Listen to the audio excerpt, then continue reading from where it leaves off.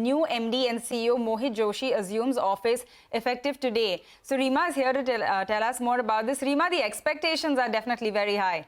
The expectations are that under the new CEO and MD, Tech Mahindra is going to turn around. For the last many years, Tech Mahindra has been underperforming the industry on revenues and on margins. So the first ask is that at least get back to industry growth rates on a sustainable basis, and that chart of India, Tech Mahindra's underperformance versus peers will also come up. The second one will be to improve margins structurally.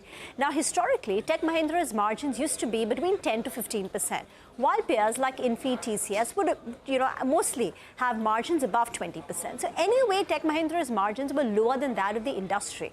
But in the last couple of quarters, margins particularly came down. In fact, in the last quarter, there were a few one-offs, but reported margins declined all the way down to 4.7%. So I think the immediate ask will be to improve margins and do it on a structural basis and hopefully get back to that 10 to 15% kind of margins. And the third one will be Tech Mahindra historically used to have a dominant presence in communication.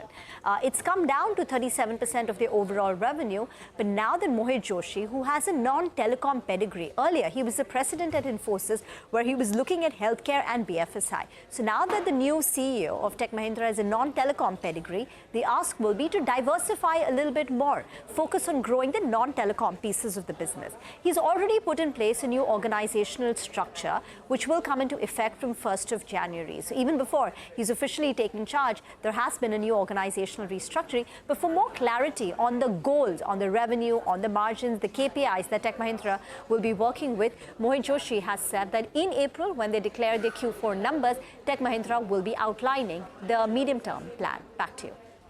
All right. Thanks so much, Reema, for getting us all those important details on top brass change at Tech Mahindra. Now, take